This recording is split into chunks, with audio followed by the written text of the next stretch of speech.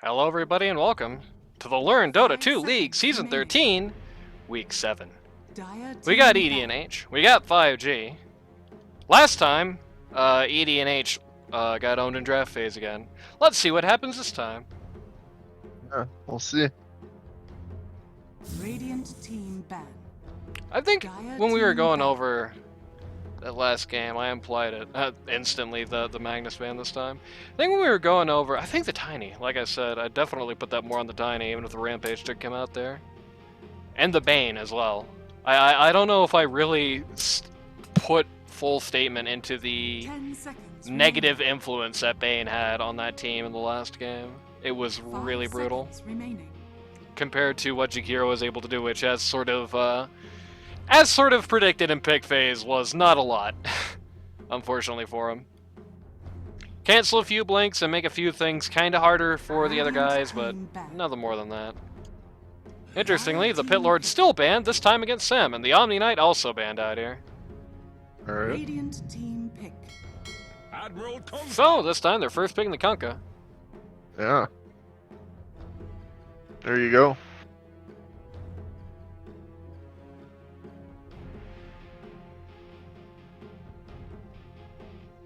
We're gonna see both of London's classics in this series. 5 seconds remaining. It will be interesting.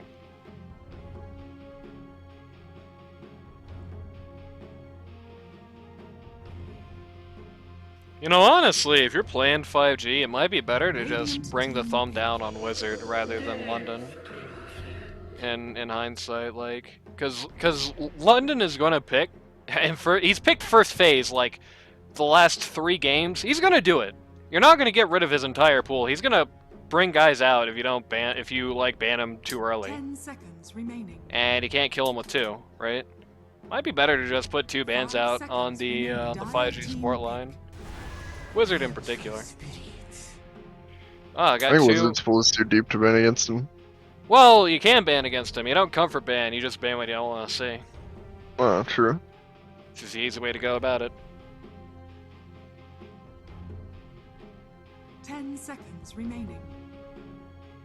I do think there are some high priority bans. I think any team that bans Bane and Omni Knight against 5G first round is not going to be left wanting. Dire team ban. Hey, coming out again.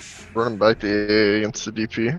Let the Silmarin pick stay up here.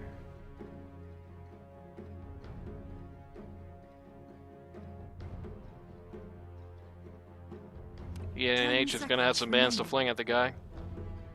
Yep. 5 seconds remaining. Radiant team ban. No OD.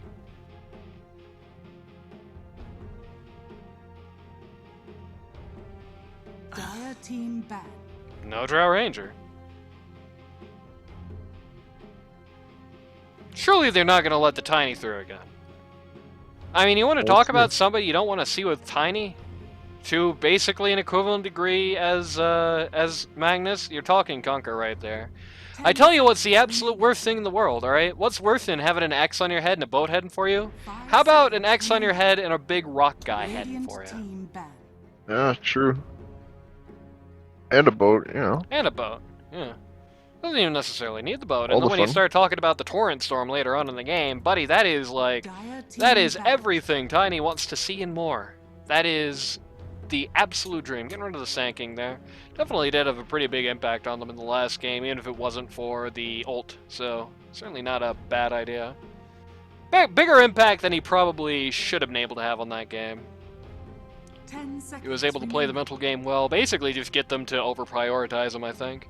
5 seconds. You know, the play of that game was to ignore the funny little Scorpion man. Because he wasn't ever going to get more than one guy in a Barrow Strike, and he wasn't ever going to get anybody with Epi, so... What do you do in that case? You let him go push waves, because that's all he can do, right? You don't, you know, say, blow your entire mana pool as Storm Spirit, diving half the map away to try and get the kill on him, right?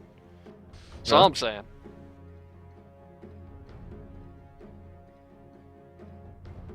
Well, have your mana pool when your other null tally isn't even in your inventory, I mean, you know. Radiant team ban. Medusa. No Medusa, huh? That's interesting. Wonder who that's being directed at. Radiant team pick.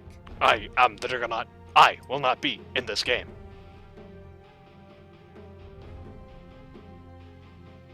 I am the Juggernaut. That probably means that we're picking a very cast-heavy team. We Yeah, might see I a guess. support Mars or something like that. 10 seconds remaining. Support Mars. I don't think we're going that far. 5 seconds remaining. Well, at pause 5, Dire obviously, team pick. but Spirit Breaker. Then why ban the... That's very strange. I don't know, whenever you ban Juggernaut and then pick a hero like SB immediately who doesn't care about the spin, and 10 DP who doesn't seconds care about the remaining. spin and has a silence, and... I mean, I still think it's fine to ban someone if you just don't 5 want to play seconds against him. remaining. Like, Not a hero like Jug. I think let the just Jug through in a game like this. get rid of him, and you don't have to let him through. Like, what else are you gonna That's use true. the ban on? How about Tiny? That's a great idea. How I about don't think they're Tiny? gonna How pick about Tiny. anything in the Wiz pool? How about, so many other things you could have done there. I doubt they run it back. I mean, at this point, they don't really have a compelling reason not to do so.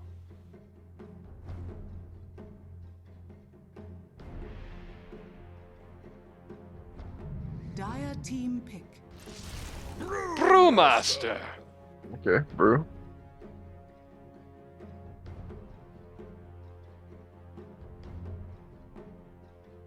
Or perhaps... Your big, beefy, high damage offlaner. Perhaps, and this is, in fairness, this is in partial hindsight, considering Brewmaster's on the map. Ban something else and just pick Jug there instead. It certainly wouldn't be bad with these two guys in the lineup.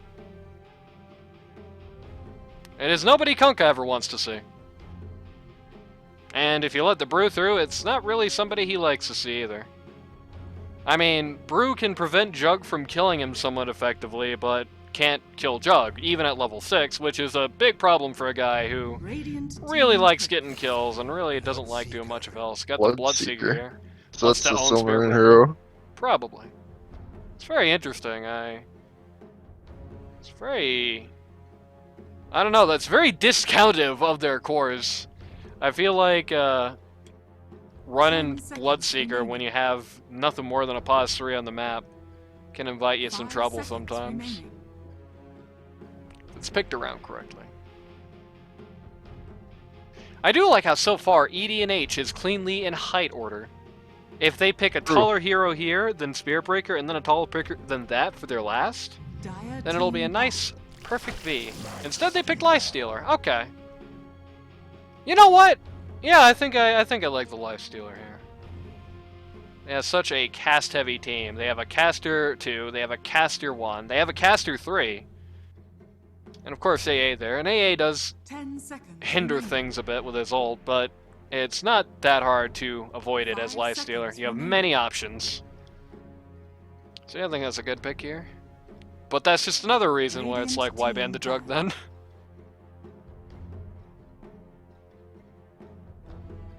I don't know, I think if they pick Jug over Jug doesn't care about Lifestealer. Lifestealer cares about Jug a hell of a lot less than Jug cares about Lifestealer, I'll tell you that much. I played that matchup myself, 10 I can tell you that one seconds goes. 5 seconds remaining.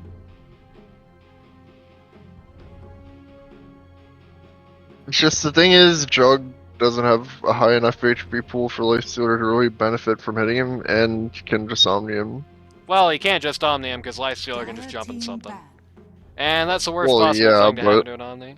Why would you Because- Omni someone if they're standing around people anyway? Well, that's the problem with Lifestealer. When's he not going to be standing around something? Something or another. You know, it's real politic. It's like you can say, oh yeah, there's old Lifestealer when he's alone. Okay, win. Like, the only 5 time that seconds you're remaining. reasonably going to see that commonly is if he tries to do a solo Roche, and he's still not alone then, is he? So, Also, if you jump inside someone, they take the Omni and just die instantly. well, the thing is, you could just jump into a creep. and just take it away, because Sure. the heal bonus from Lifestealer's ult is going to apply to the creep, make it really tanky, and make it eat just like half the Omni or more. You're not always fighting around creeps. Radiant team banned. Not necessarily, but you're always going to be fighting over somebody who is probably better kit to take the Omni Slash than you are. I mean, hell, if you want to really prank Jug, jump in Spirit Breaker, have him charge somewhere relatively safe, and then just beat the crap out of Juggernaut afterwards. Potentially, I still don't like the matchup. I do. I think, like I said, having played it myself, I feel like I said, you know, it's hard for Lifestealer to get the kill on Juggernaut, at least individually. But Lifestealer has answers for everything Jug does, and Jug has really no answers in kind of that, outside of just committing genocide against the entire lane, or like drafting Bane or something like that.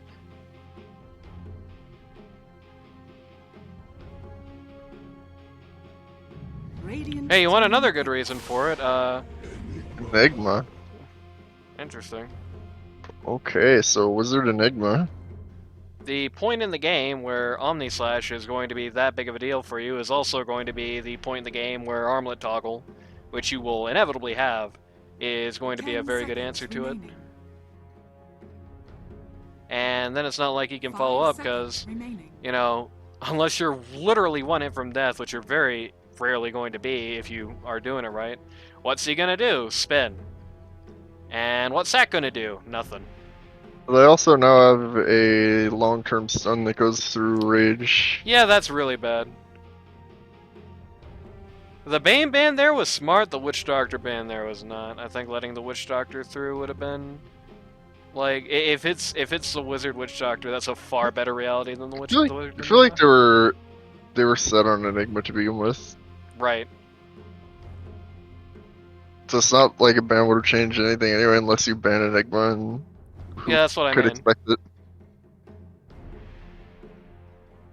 I mean, if you're picking up a magic immunity focused core against a very magic heavy team, what you want to ban out is not what doesn't go through magic immunity, you know?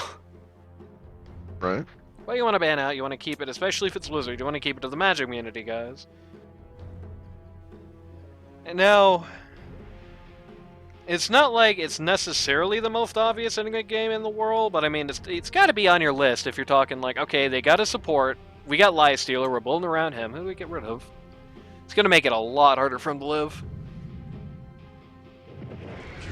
Chaos Knight. And that is not going to help him deal with it at all. So wait, CK3? CK2? CK2. Alright, let's go. CK mid. What is Against happening here? Kunkka mid. That That's gonna be sounds weird. bad. That sounds bad, but I can't say I've seen that matchup, so it could... I don't know. We'll see. We'll definitely see. Then, with the hindsight, if they didn't want to ban Enigma in the pool, it probably would have been better to go the other way around, ban Lifestealer, pick Jug. Though I guess they would have been more likely to pick Lifestealer, and they did, or more likely to pick Jug, and they did have the next pick on 5G, so there would have been a risk there, but yeah. Ouch! That Enigma pick has sure screwed things up a bit here, huh?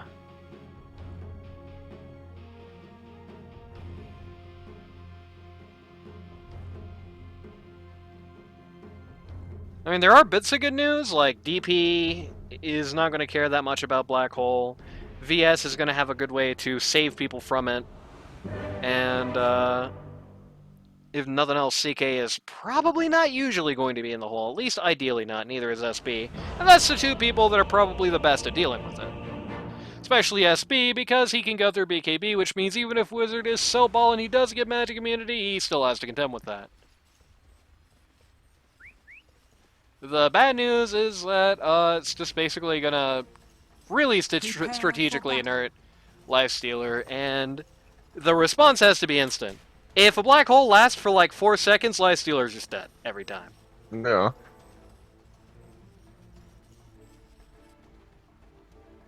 If it lasts 3 seconds, if it lasts 2 seconds, Lifestealer is at least going to have to jump in somebody or just route. Or both. Step lively now. Your admiral is on board. Goes really well with the Kunkka, goes really well with the AA. That's pretty well the Four Brewmaster as guys well, in yeah. triangle here. You're likely going to invade, but notably, EDNH is kind of positioning themselves defensively here. They have 5 guys in this in this jungle area. 30 Yep. seconds. To Looking for battle. some burgers Sorry, and some I fries. caught the life stealer disease. Yeah. Now you're going to be the one who turns into a melty pizza? Yeah, unfortunate. They're definitely positioning themselves here for it. Step lively now. Your admiral is on board. Brewmaster just kind of walked into 10 pounds Everybody. of crap. Yeah, Ouch! that happens, you know. What can you do? Upside is at least 5G gets 3 bounties for it. Why on earth would you ever expect all 5 heroes to be there for no reason? Step lively now. Your admiral is on board. That's a good question. I mean, in fairness, I'm pretty sure 5G also invaded last game, so...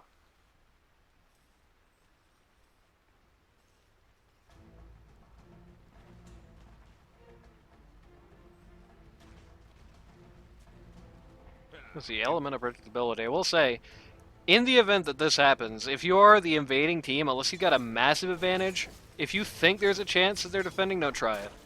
If you think there's a chance they're defending like that, don't try it. You are so choke pointed in going up that hill, it is not funny. It's actually easier to make a 5v5 invasion on the Dire jungle, I think, than it is for the Radiant. Yeah, that's true. Which is funny, because usually for most other things, it's easier to hit Radiant jungle than Dire, but not that in particular. You just kind of walk uphill and then you have no exit route aside from walking around that little cliff. Right. Blue Jay is back. Yep, he is back to replace the fellow playing Jakiro in the last game. Rada is still here. Warcarp is very busy because it's Memorial Day and everybody's gone. Warcarp is probably given up. Damn. I don't would know. not I think blame him. I think it would be equally likely that he just simply was just busy on Memorial Day because that is when this week took place. Yeah, but you know, you can always kind of roast someone for disappearing from week 7 on a losing True. team. I mean, we could definitely roast Luke's for it because Luke's disappeared like 3 weeks in a row or something for Yeah, he no did. reason. And this team wasn't even losing as badly as this team is. So. No, he disappeared when they were at a neutral win rate. So Oh, okay. So they definitely weren't losing as bad as this team was. yeah. And yeah, this is mid CK. This is very experimental. I mean, you know, last game of this season, Might as no well, right? stakes. Go for it. Yeah, it's true. Baladec's team entered this week not being able to bracket. Baladec's team entered last week not being able to bracket. That's true. So, heck, I think they might not have even been able to do it after 5. I'm not sure. I think if they there's a week where they won 1 PMA, and if they got 2-0'd, they would have been knocked out. I think that's it. So.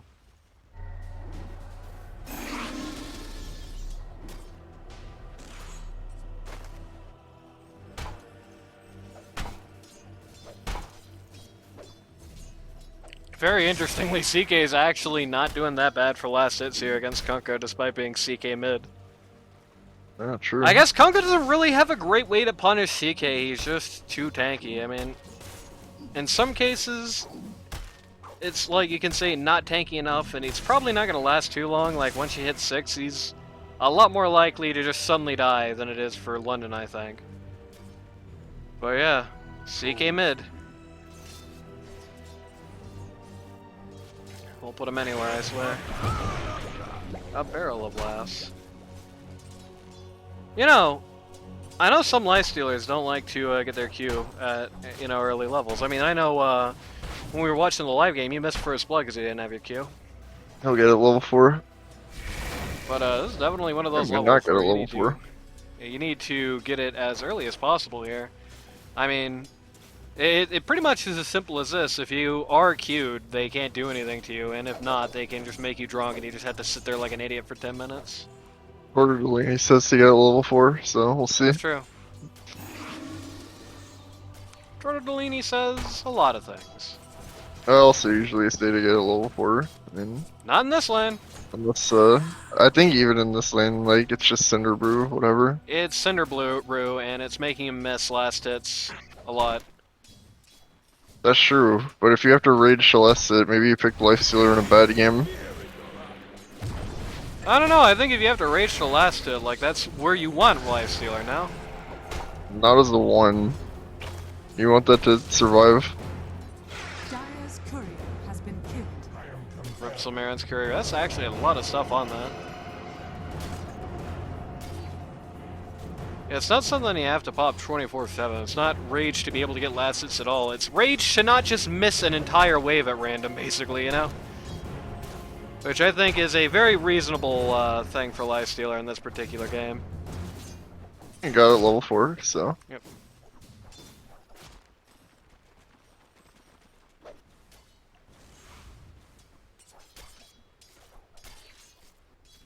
Very slow lane phase here so far. Few kills, but nothing too exciting. And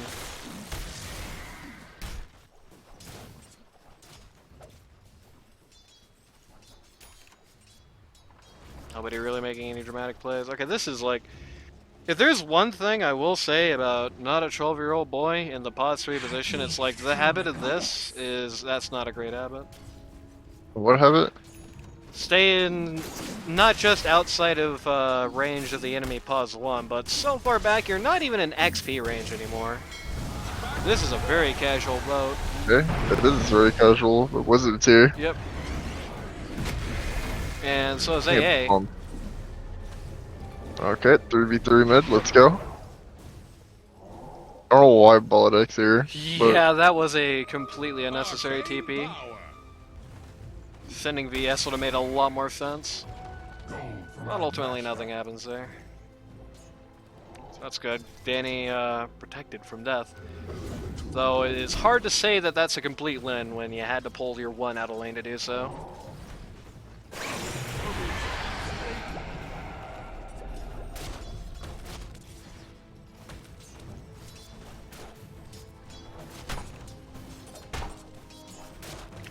Yeah, that right there which just happened is kind of an example of what I was talking about earlier. You can basically inert the enemy enemy lane with a Q. At least you can inert the enemy lane if your support is there and you're not taking a 1v2. Never lean lane as 5, especially not to fail to pull. It's tragic. I wonder if that's going to be on 5 Flames. I guess Blue Jay is not a Gorg Sea fan.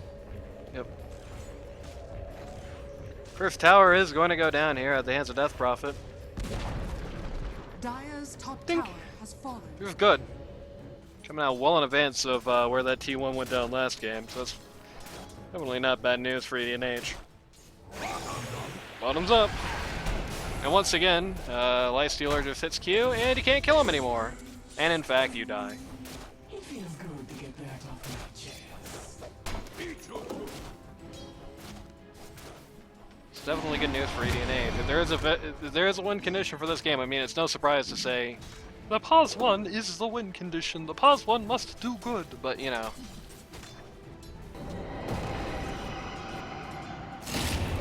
Bloodseeker, a little bit of a suck here. The decision to try and go for the DP there.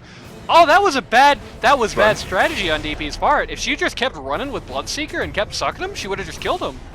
But she got too scared of the rupture and just stopped in place. It was healing more than about as much as she was losing. If you were taking a look at that. CK has shown up to try and get some revenge here. Unfortunately, you just can't break through all of this crap. So unfortunate. So he's pretty much just got no option here but to just kind of watch the supports. And the support just juke him around the trees. Well, they juke him Wizard around will the trees to a eventually. point. Is under attack. We'll eventually take the fall there. London is showing up here. London.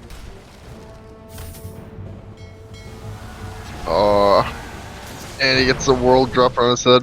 Yep, mistimed the armlet toggle there, I think. I don't know if he lives in the armlet toggle, but he might at least live long enough for SP to show up, which might change things for him. Hard to say. Bloodseeker is now going to watch Lifestealer farm, and Lifestealer has no HP. In fact, he's just going to... He's ruptured. He's just... Randy. Doesn't matter if he rages there. Yeah, that's true. Rage does not do anything to Rupture. Randy, can I ask you something? Yeah, let's hear it. What was that? I mean, he, Just at least I'm stand looking and at bash the him, right? Like, you're probably he's gonna die still anyway. not gonna live, but like, there's at least the credible possibility that you just keep yourself alive, just bashing him in the face. Because you know your life steal, I that's don't what you think it's do. that credible of a possibility, honestly. I think he does. Well, it's a better possibility than just running away while you have the Rupture up, and not only letting yourself die, but killing yourself even faster. Wizard randomly dying here in the jungle while that fight's going down. There's one thing that is very bad news for Wizard this game. He is very late to level 6. 10 minutes, he's just barely beginning to level 5, and I believe his book is not on record. Oh, he is on record. Never mind. I thought he he's used it to got get 5. So he does have 6. That is some good news. Still quite a late 6, but a 6 it is.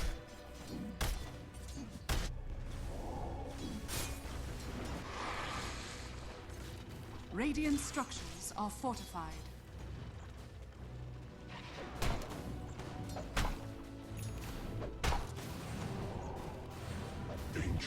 I mean, I think really the question over anything else, though, and I hate to harp on it, is why is he just... Oh, well, Okay. first black hole of the game coming out here. Gonna try and split to get both. Oh, They do get 12 year it old. is We'll just probably gonna get Blue work Jay out. as well. Yep. If you chase 2 rabbits, you killed them both. There you Exactly. That was quite risky there. I think if Spearbreaker TPs and charges into that, I think that changes. But at this point, I'm thinking Spearbreaker is probably worrying about his level. He had to book to get to level 4, so he is go. very No, far his book behind. is in his book is on the courier. Oh, okay. That's 2 wrong assumptions about the book this game. You guys book weird. Just like get it and use it, you know? Don't like get it and then stick it on your courier and then charge away from your courier. You know? This is a good charge. Oh, that's A really good charge. I mean, he'd stat anyway, but yeah. they all just go on somewhere in there. Yep, Send the just whole world tear after him him. to shreds. There is some bad news. It is that Silmarin definitely can't take spills like that. I don't know how common that's going to be, but let's just say it like this. If this game goes on too long, I don't know if there's a hope in hell. I think Lifestealer is going to very dramatically outscale the Bloodseeker, and CK is going to dramatically outscale the Bloodseeker. It's not going to be good news for them if they go late. Under attack. And all 3 of them are going to outscale Kunkka. Especially in the context of having a Lifestealer on the enemy team who has so many tricks to deal with, Kunkka in particular. Okay. Interesting. Bro! Bro, stop! Okay. Smart enough to get the move on there. Dodge the AA ult. Oh, baby. Oh, big boat. They all walked away. Unfortunate. Ah, but Kunkka had the DD there and just sniped. That is the Oh, he's world's killing everybody. best time DD, dude. Dude, if I'm Triple ED kill and for H, London. dude, if I'm ED and H, I'm flaming Dota, I'm flaming Gabe for the rest of my life. That is like the world's best time DD. Radiant's And bottom that tower is armlet on Lifestealer as well. That's a very late armlet, especially considering Yeah, he doesn't it's- really have anything else. Mega late. I mean, 2 other heroes beat him to armlet in this game. That's the pause Right. one. Radiant's bottom tower has fallen. Yeah, right now, the trading value is that Lifestealer is worth 55% of 1 Kunkka, so...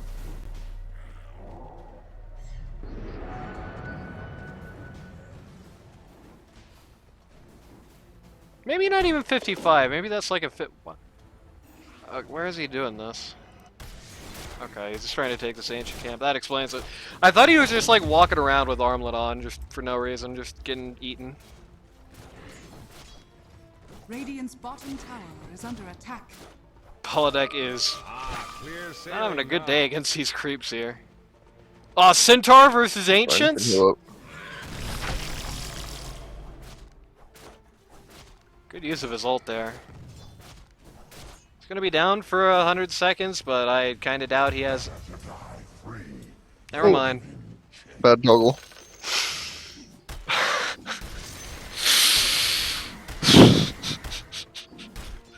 What can you do? Bro, Maybe forgot this is- the dinos have a range attack.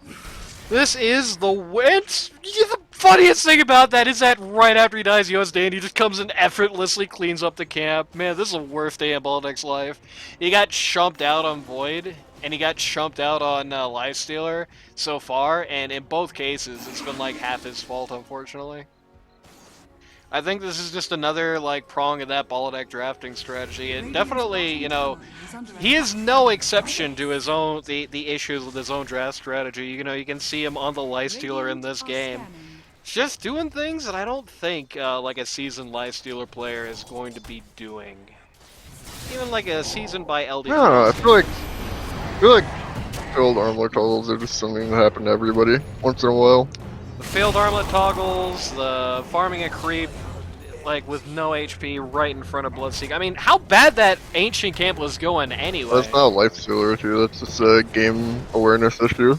The decision to pop out of the creep, like when your HP bar is only half full, and you know, it's just like, you know, on one hand you can say game awareness, but I will say I think in that case, I think that's just overestimation of Lifestealer, underestimation of the matchups. You know, he's doing that. I don't think Baladec is doing that because he's a stupid dumb imbecile that doesn't know how to play Dota. I think Baladec is doing that because he's not that used to Lifestealer, how Lifestealer matches up with other people, and isn't thinking about the Rupture first and foremost. He's probably thinking about Boat, or thinking about AA ult, or, you know, something like that. 8 knots and full ahead. He's thinking about the questions he has answers for. He's not thinking about the questions he doesn't. Is, I suppose, the best way to put it. And that's like... That's not like a condemnation, as it were. Oh dear. The Goodbye, Death Prophet. late stun there on Death Prophet's farm. This is actually starting to look better and better, Radiant H. Brewmaster had to basically drop the entire ult to just go chase the Death Prophet there, and he is now very, very, very dead. And Baladec's even gonna get the kill off of that. So bad news for not a 12-year-old boy, but good news for everybody else on AD&H. They take out the whole 3 and under club with a with what at this point in the game is fairly low casualties, and Baladec starts to get some change to put him back on the road. Well, apparently not, Bubsy. How did he not get Nave there? Okay. Sad news for him, never mind.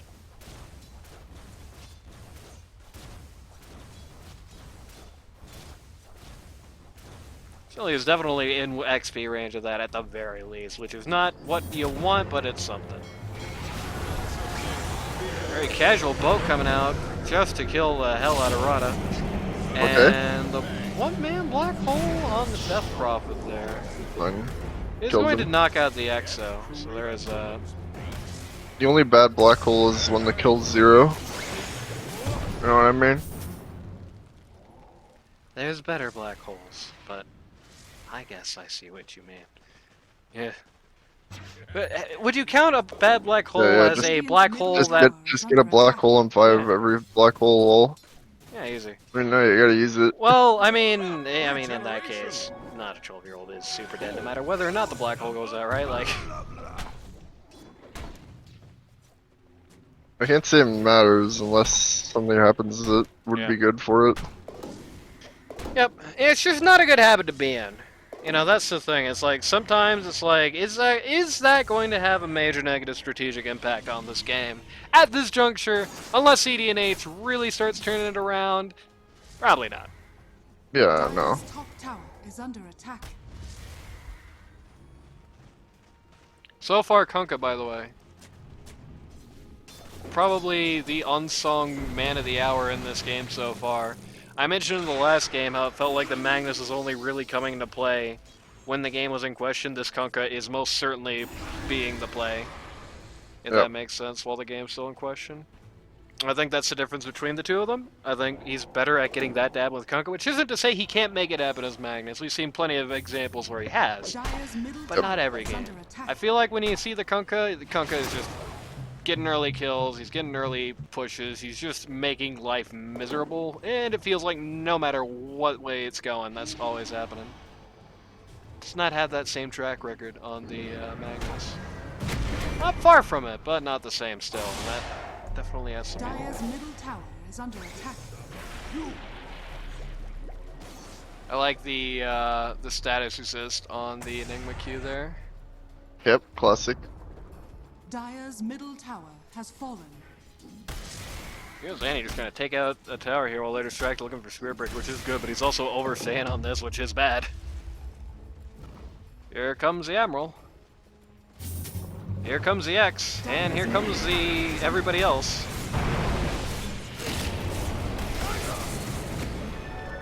The Rupture there is probably not necessary. Probably missed him a kill. Well, maybe not actually. Never mind. Kunkka's there for you.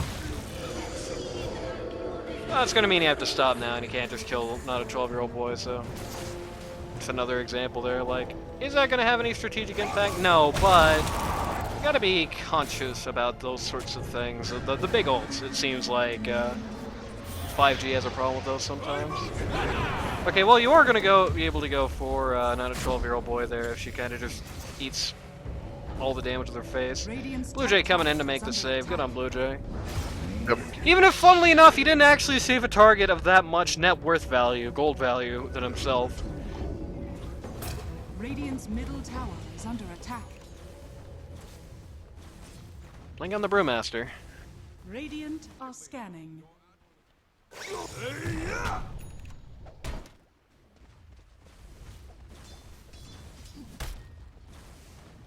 It is interesting. I'm just still trying to process. Randy, you're a doctor, right? Yeah, I'm a doctor. All right, let's play psychiatrist for 1 second then. All right, let's pretend that you are a doctor of psychiatry and not a doctor of Dota. All right. You've got a patient who one day he just kind of randomly upped and he picked CK2 on a lineup that looked like this. What's the motivation?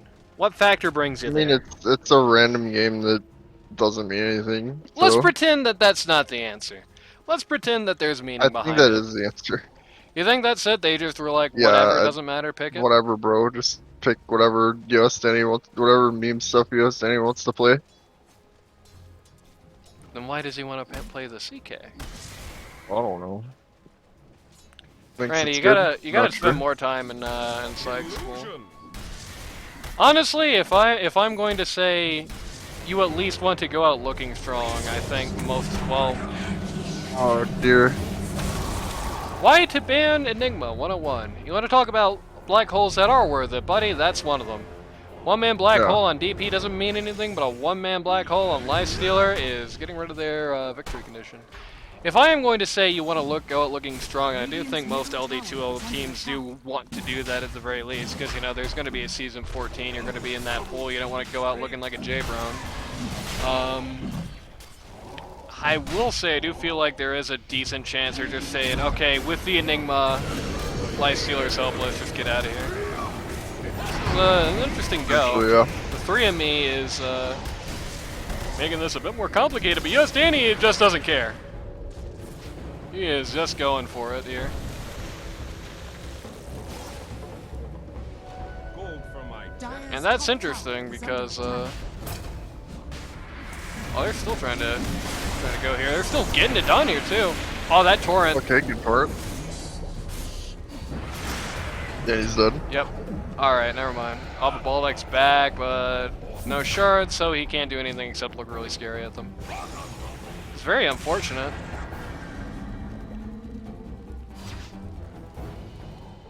I was about to say, there is something interesting to note in this game that, you know, they lost Lifestealer and then still took out the pause 1 and the 4v5 to follow without losing anybody, and then they lost Danny randomly, so never mind. No. Kinda never committed to that. Needs BKB, man. Homeboy needs BKB yesterday. Oh, I bought the Ogre Club before the Myth Rhymer. Dragon's gonna flame him. Dude, everybody's been doing that recently. I saw Katie do that in a game recently. It's true. You should not tell all- Dragon about it. Yeah. Dear Dragon, how are you? I am fine. Anyway, You're Dragon, I wrote you, but you still ain't calling. I don't think anybody out there is a dragon stan, to be honest with you. I'd be a little surprised. No offense to Dragon. But you know. Hey, some girls like the bad boys. Yeah, that's true. But I don't think you're gonna get many male fans in that capacity at the very least. Radiant's top tower is under Not of attack. that variety, anyway. Enigma just This used looks the like Enigma to a- push out. Such like an obscure roast. Like I don't know what you're saying about him.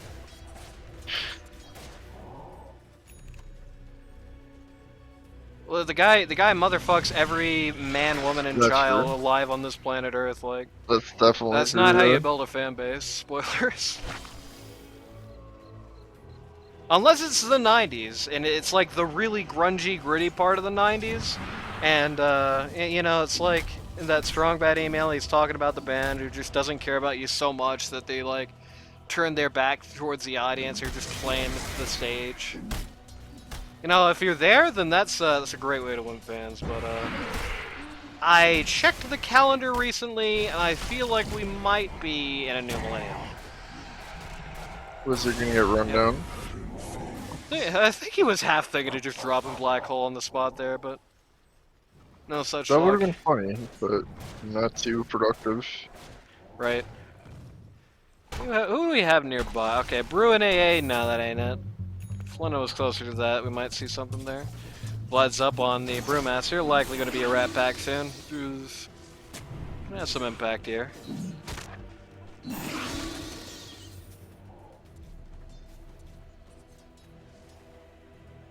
In particular, without a Wraith Pact in kind, it's going to do a good job bringing Lifestealer and CK down closer to Bloodseeker's level as far as raw damage output goes, at least when the magic immunity isn't up. Downside is that you're looking at a hero who has baked-in magic immunity, and I don't believe Wraith Pact is going to interact with the damage coming out of his ult. I don't think he takes the debuff until he's out, but I might be wrong about that. I'm not sure. We'll have to watch. It'll be nice, good recon. Radiant's middle tower is under attack. Well, this has to happen at least once every series. There you go. Do not adjust your set. That was just Dota almost crashing for no reason. Classic. I don't understand why it's just Dota that just has that problem. Like, sometimes Dota will just be like, oh, I'm dead, never mind.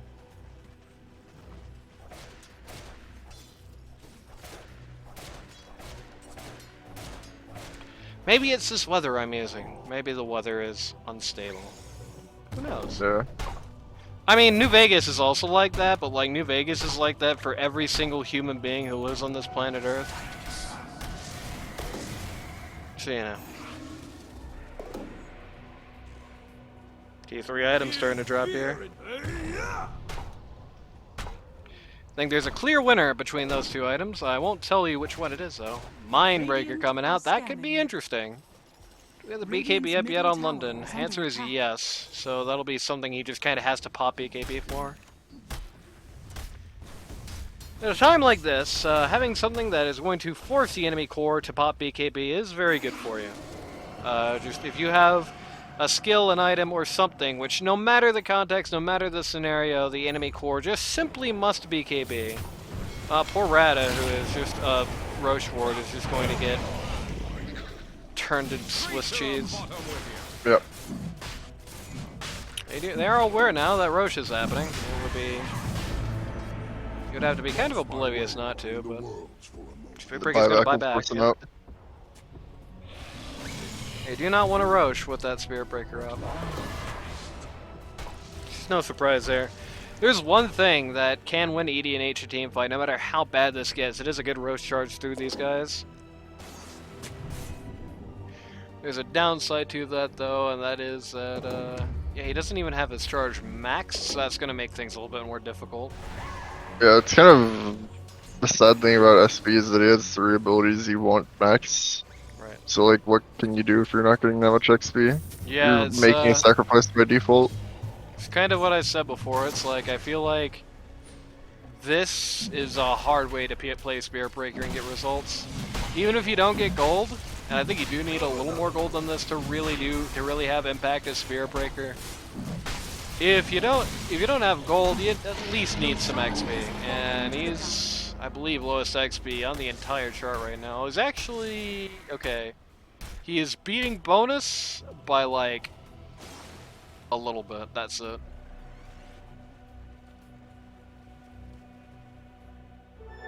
And A also needs XP, but feels like Another much DD less for XP. London.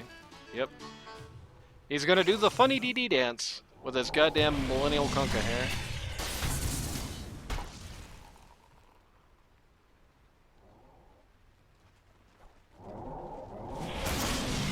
Radiant's bottom tower is You know, I know I'm gonna sound like an old man yelling at a club, but I cannot wait for like 10 years from now when we see this like we see man buns now.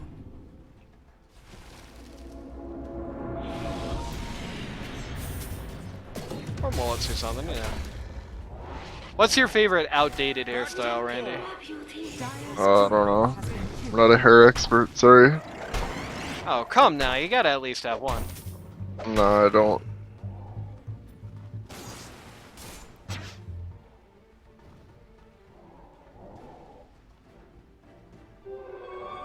For the twins.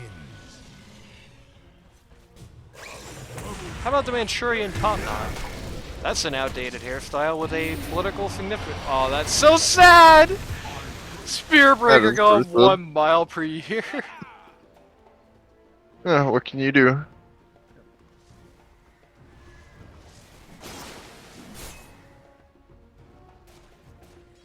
Kunkka at this point is doing 375 Radiant's damage middle when he's tower not is under got his attack. armlet on the dot, Not so safe harbor, which is eh? also known as 2 life stealers.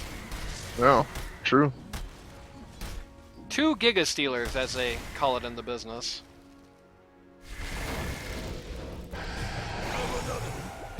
They are going to fail to get Baladec here, so that is some small reprieve for them. Man, you look at Kunkka's farm, you look at Lifestealer's farm, it's just like, why even live, you know? That is just tragic. And they have a CK mid, what do you expect? Yeah, that's true.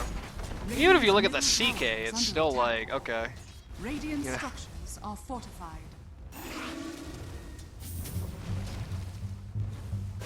Can't consolidate farm onto anyone with a carry mid, plus they carry in the safe lane. You just have 2 people that have half of what they would have. Radiant's They middle didn't have to tower has contest. fallen. Right. Even if you add these 2 up to a whole ass, though, it still just is not particularly impressive roster. And if you think about it, I mean, it's not like a non like it's not like if he was running Storm Spirit again. It's not like he's going to have that much less net worth than this, right? It's not like the difference is going to be that substantial, I think. Especially in a game that's proceeded like this, like it'd probably be still about this net worth chart, I'd say. Maybe a little less on Storm, but probably not more on Lifestealer. Or, you know, insert any... Yeah, I don't know why you thought you were going to get away with that one. Unfortunate. Why to ban Enigma, Exhibit B?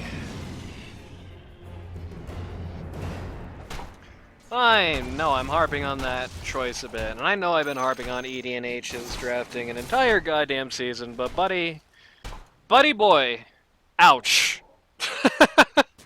Is all I'm going to say to that. I believe that's 2 black holes in a row, which were just solo ults on one of the high tier cores and just got him. Yep. Where they would not have died. I mean, CK was 100% fine if Enigma is, I mean, besides Vayne, or like Axe, I guess, but you're not going to run Axe here. If you're basically not looking at Vayne or Enigma in that position, nobody else in the game gets that kill, I don't think. Radiant's top tower has fallen. Like maybe SB if you have the what is I think it's the eggs. Maybe SB if you have the eggs already. Maybe I get it. Yeah, that's it. And now they are just going to casually take a set of racks. Yep. Radiant's top barracks are Baladec under in good attack. fashion knows he can't do anything about this and is at least just working on another objective up top. Has fallen. Yeah, that's what you do. Comes in to try and finish, or rather perhaps get started something here. Once They got get ages. back up. Oh, Not the sure it bot, though. terribly matters that much.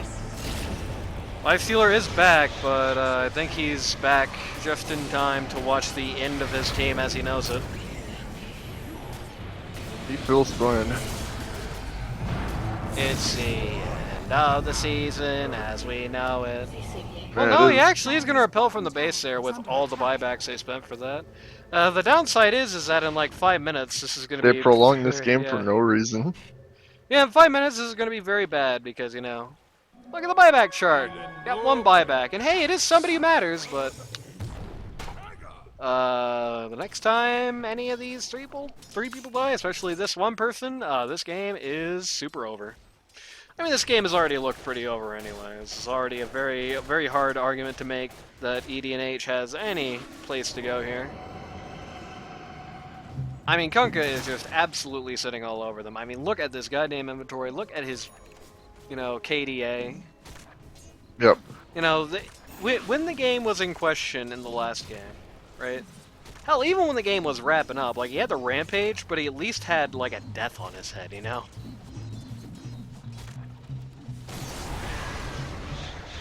Oh, that's a good use of the Yules. That is a But good use of the unfortunately, Yules. they literally cannot do anything to him when he's being beat. In fact, he can just Oh my god. turn around and eat people. He just killed Rada off of the Tidebringer there. Yeah, I did. Yeah. And again, I think that's another key difference is like, if you catch the Magnus, you probably get a kill. If you catch the Kunkka, you probably die. So, yeah.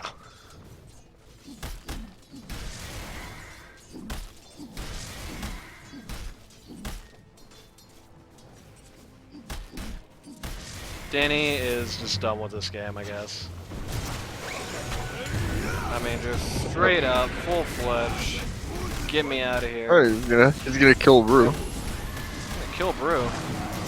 And apparently, Oh, that's a great it's dangerously silence. close to killing London as well, but But ultimately go down. He loses a Gem of True Sight, apparently. Bro. okay. Yeah, US Danny is done with this goddamn season. Okay. He's just like, get me out of here. Do not prolong this game. Just go home. Radiant structures are fortified. A big accusation. Oh, well. Oh Well. god. The silence comes out, but Enigma is ball enough to have the BKB at this point. So, yeah. That's, you remember what I just said about, you know, this guy dies, this game is donezo? Radiant's middle I barracks do. are under attack. Radiant's middle barracks has fallen. Oh no, the stupid Blue Jay statue! Do not feed after midnight! Midnight status fed. Radiant's middle tower is under attack.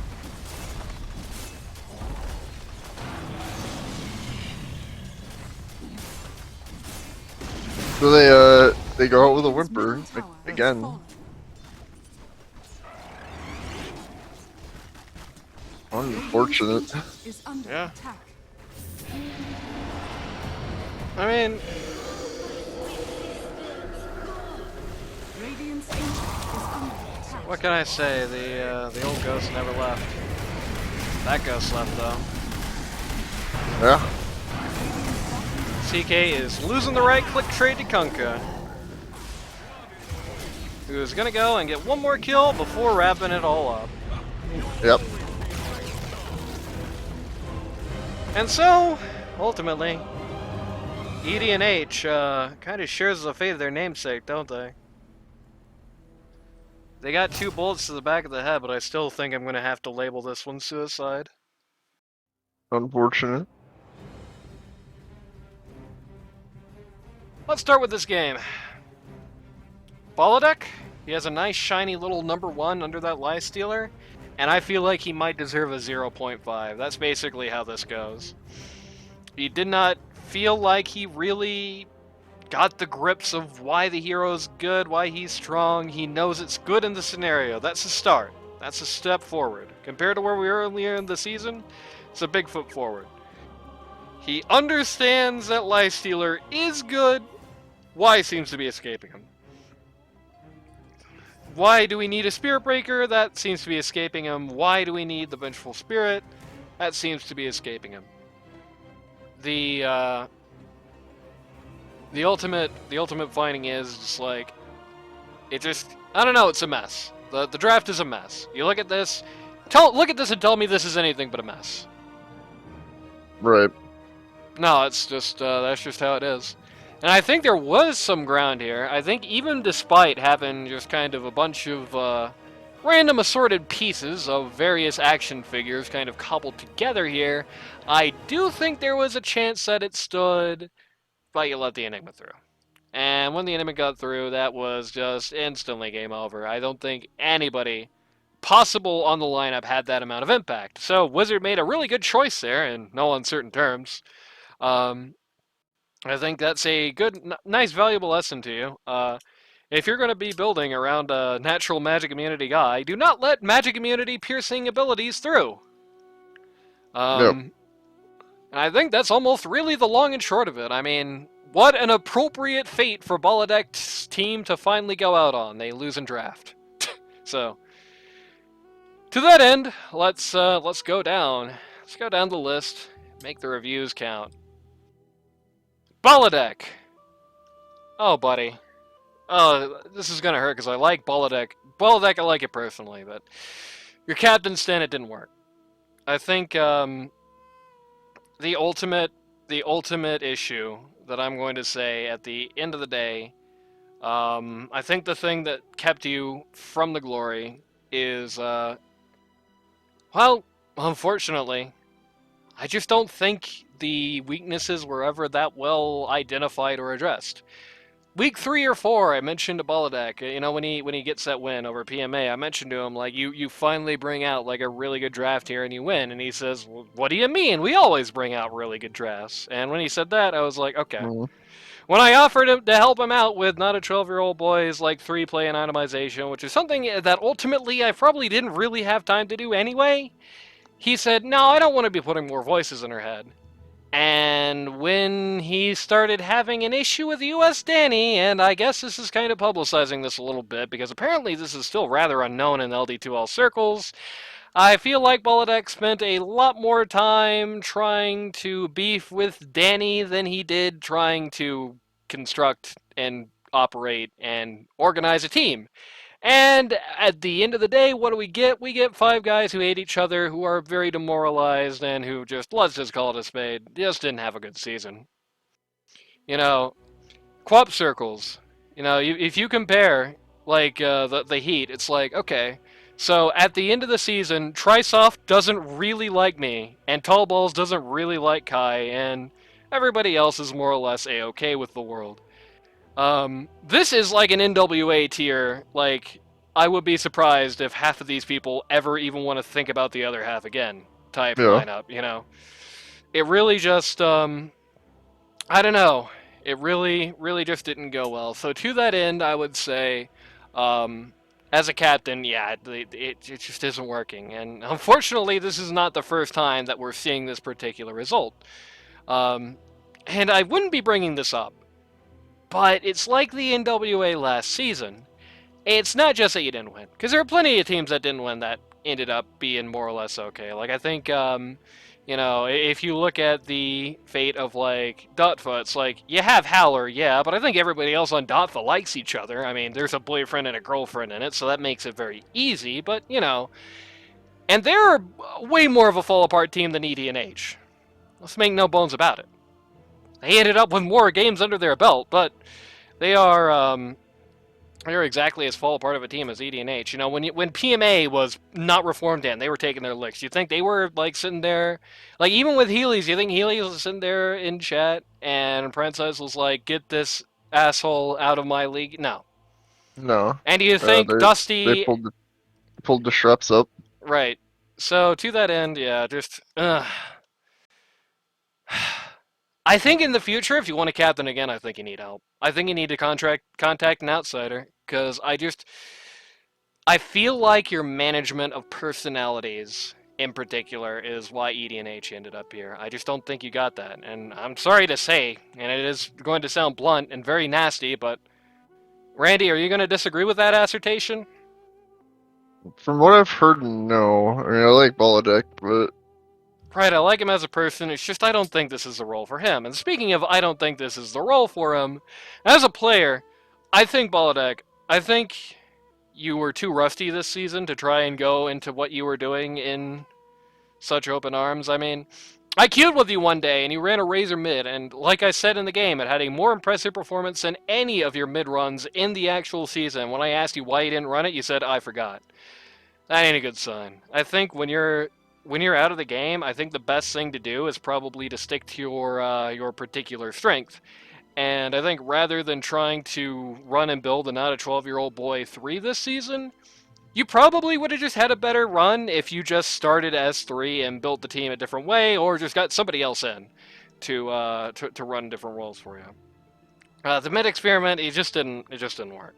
The pause 1 experiment we tried here in week 7, that didn't work either. I think you're in a rebuild phase as a player, as like an individual right now, right? You are in a rebuild phase because, in your own words, you have not played much Dota outside of League games this year. I think if Season 14 isn't delayed, as I believe it is currently rumored it will be, but Season 14 is just around the corner, I think maybe probably the direction to go, try to stick to 3. Get back into your comfort zone, get back into the swing of Dota in general, get back into the swing of the more organized games, and then try to branch out more into the 2, into the 1. And I'm not saying you can't do those things. I do think you have a higher upside in 3 than either of those 2 other roles. I am not saying you can't do those roles. I am saying I do think you need to get back on the saddle a little more before you're tackling them. That's my opinion. So that's your Baladec. Next up is US Danny. I like US Danny. I know that's probably a controversial statement. I think US Danny is just sensitive more than anything. I think that's probably the best way you could describe him. I think US Danny. I think US Danny is sensitive. I think he will bring a bad game into a Dota game, and I think that's his biggest crime. Because I was keeping track of this team. I was keeping tabs of this team all through this season, right? And like one thing I noticed in particular is that whenever I would ask anybody else about like, you know, how did Danny do this game? How was his mental state? How did things go?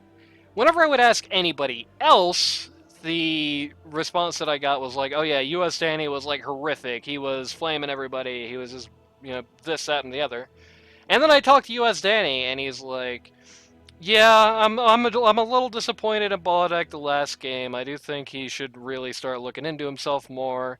Blue Jay was great. Not a 12-year-old boy needs that. You know, it's just 2 very different stories, and I just don't think, logically speaking, that there's a reason for him to lie there. I don't think he gains anything by like putting his team over personally to me, like flaming them to their faces but saying nice things about them behind their back. What do you gain from that? I don't think anything.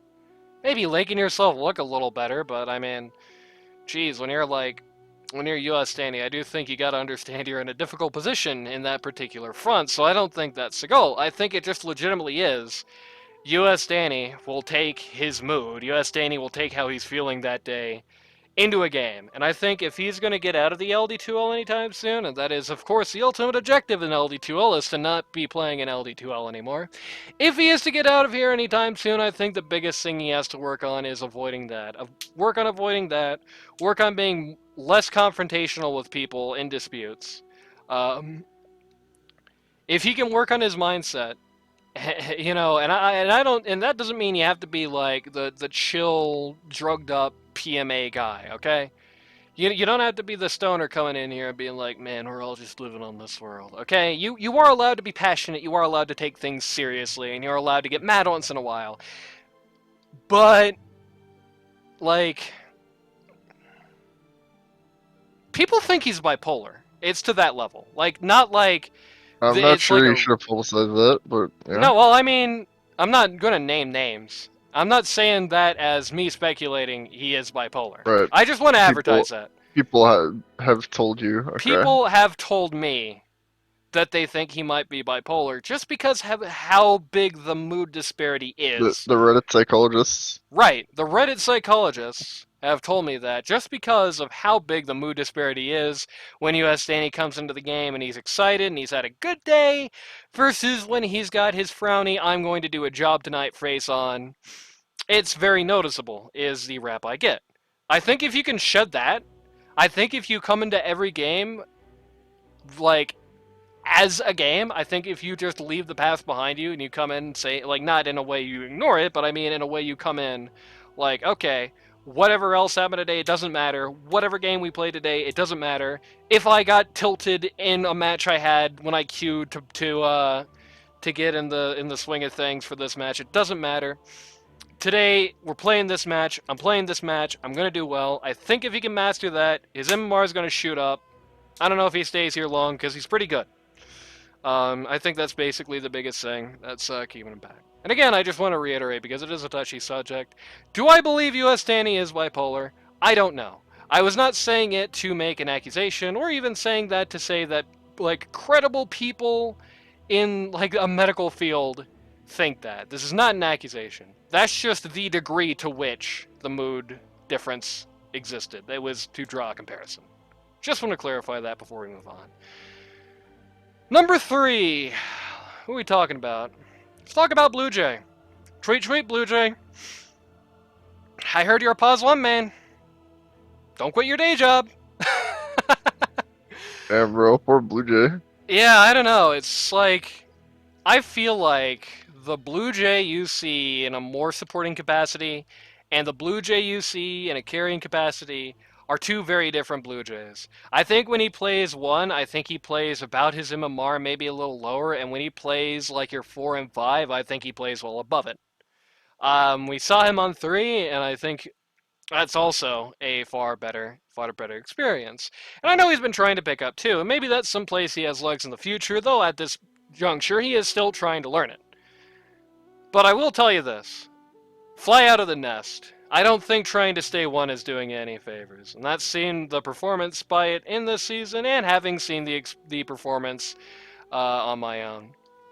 Am I calling you the world's worst pause 1? No. Does that mean that you could not possibly be a pause 1 player in the future? No. Does that mean that you're like a hopeless case and you'll just never do it? No. But I just think you've got so much upside on both of the offlane roles in particular. I think you've got so much upside on pause 3 and pause 4 that seeing you kind of flounder around in the pause 1 position in this season, it just didn't... It didn't make a great case for you. I think you can just do better other places. In particular, I think a run on 3 next season will be very good for you. Because I think that's the place where there's the biggest question mark. Because let's just call a spade a spade. I think there's a pretty big disparity in the mid scene in LD2L right now. It's like the 3s are either, Greek gods of destruction who are just going to wreak havoc on the universe, or, they're there, right? In the Mage tournament, I would say that Blue Jay kind of filled a role where he's going to be playing that mid-level pause 3, and he has room to grow on it, certainly. He's going to be playing that mid-level pause 3 to you to great effect, and I think that's something that a lot of teams would kill for right now, because really, who's in that position right now, Nobody, really. Right. I mean, Vex, if he's like playing off his normal pool, is probably going to fall into that role, and you got like Boofus on a couple of heroes, and I think that's about it. Slash Blackacre. I think that's about it for your like mid-level 3 guys. I think, and Crafty Potato when he's not like completely out of practice. So, to that end, you know, it's a very slim pool there. I think trying to move to that would definitely be some good. Warcarp. Buddy, whole lot of nothing this season. Sorry to say it. This is 2 seasons in a row for you too. I think the big thing for you, Carp, is I think the big thing I will say is if you're gonna have a career as a support player, and I know Carp is trying to move to 2, and I don't blame him because frankly we need more 2s. If Carp has a future as a support player, I think the biggest thing is that he needs to learn how to have impact, like positive impact, in a game that's down. You saw a lot of it this season. You had a lot of down games, and you had a lot of games where Carp isn't doing, like, it feels like basically anything. And don't get me wrong, that's the hardest, it's one of the hardest places to do something when you're down as a 5, you know? One very easy thing, in particular when your team is death spiraling, is to be the 4 or your 5, and he was 4 this season, so I should say that, I should clarify that. One particularly common thing to see is like a team is death spiraling in the actual game, and one of the biggest symptoms is it's like the supports can't even kind of do their jobs because every time they step into fog of war they just get clowned and die in one hit, right? Yep. I think Warcarp needs to figure out how to live in that world, because this season it just really looked like he couldn't. Just kind of was there and then he would die, and just that's it. So to that end, yeah, I think that's the biggest thing for him there. I think his actual gameplay as a 4 is pretty solid. I think in being sort of the self-sacrificial, you know, team fight scrambler type guy, I think in that vein he is definitely competent at that.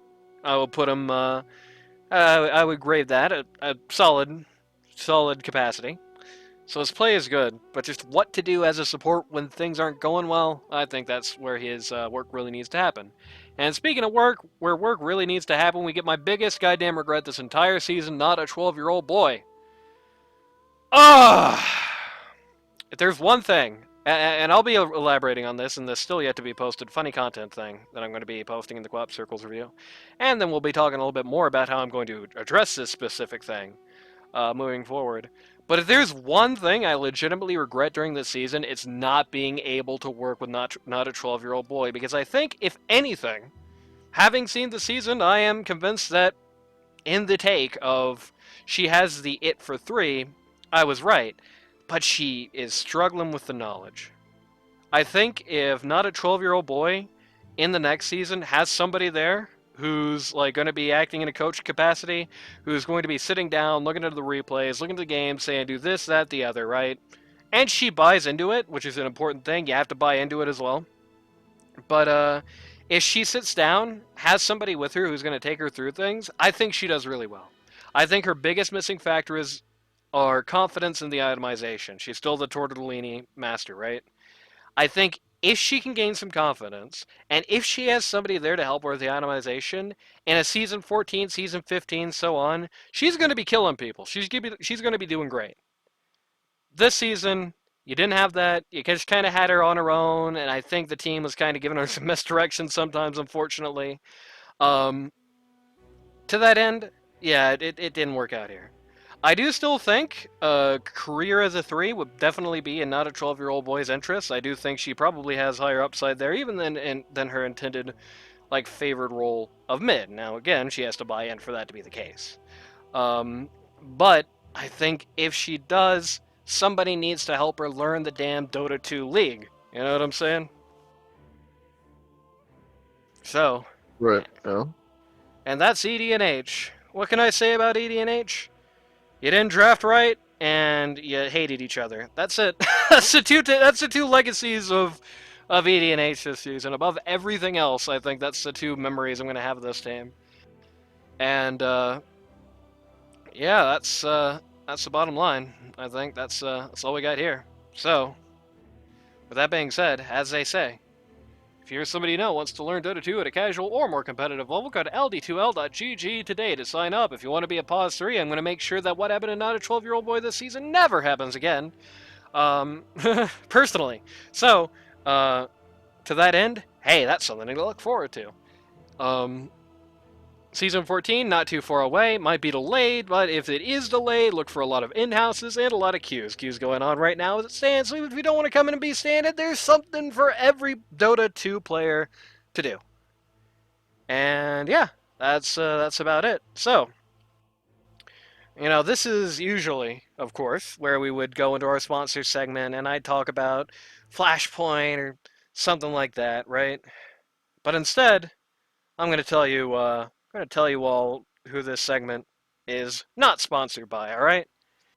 This segment, this cast, was not sponsored by the BBC.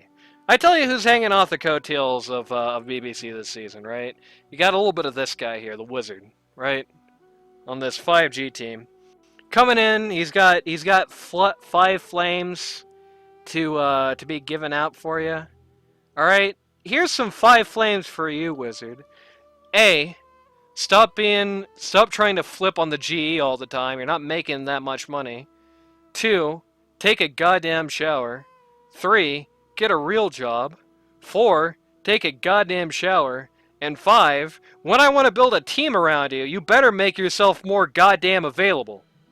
So, to that end, you know, you got this guy who's hanging out with them, hanging out with that BBC.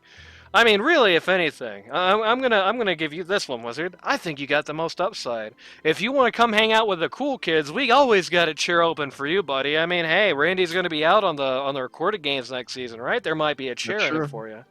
But not if you're hanging around those goofballs at the BBC, those know-nothing clowns.